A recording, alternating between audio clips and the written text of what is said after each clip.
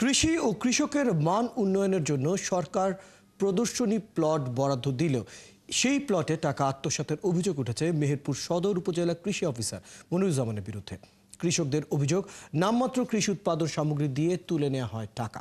প্রণোদনার বাজেটের তথ্য চাইলে বদলিতে হুমকি ও বদলি করা হয় উপসহকারী কৃষি কর্মকর্তাদের। আসিফিকরের তথ্য ছবিতে বিস্তারিত।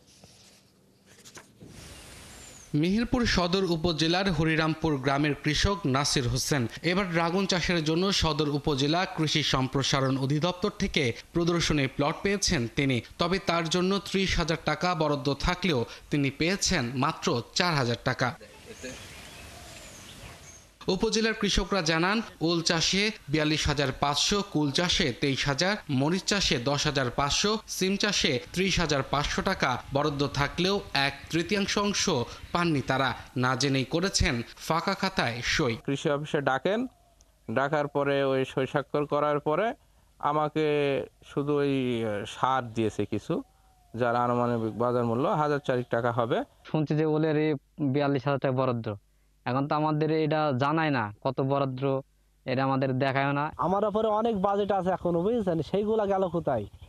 2-4 হাজার টাকা দিয়ে আপনার সন্তুষ্ট করে দেয় চাষিকেরা, বুঝেছেন।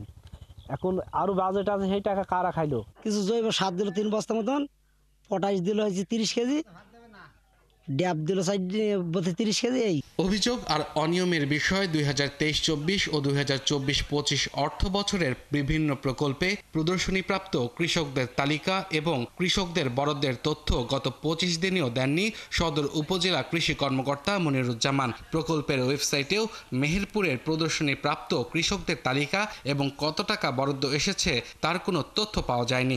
এ বিষয়ে জানতে চাইলে কৃষকদের হুমকিও দেন মনিরুজ্জামান। আমাদেরকে সময় দেন, আমরা সেই জিনিসগুলো গুছিয়ে সুন্দর করে আপনাদের যে জিনিসগুলো কৃষক সহজে কৃষক পেয়েছে, যতটুকু বরাদ্দ ছিল সে বরাদ্দ কপি দেখে যদি কোনো ব্যত্যয় থাকে কোনো জায়গায়, সাথে সাথে সেই অভিযোগটা আপনারা লিপিবদ্ধ করবেন। আমাদের ঊর্ধ্বতন আছে, আর যদি আমাদের অধস্তন যদি কোনো জায়গায় কোনো রকম অনিয়ম বা ইয়ে হয়ে থাকে, ত্রুটি হয়ে থাকে, সেটা আমার মাধ্যমে সলভ হবে। এই বিষয়ে ক্যামেরার সামনে আসতে রাজি হননি সদর কৃষি কর্মকর্তা।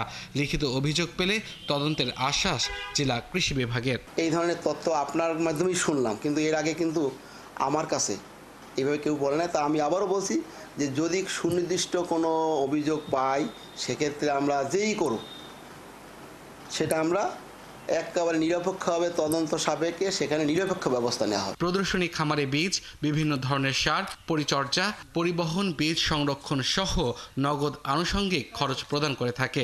তবে ফসল ভেদে এই খরচের হার ভিন্ন হয়ে থাকে। আব্দুল আল মামুন, ৭১।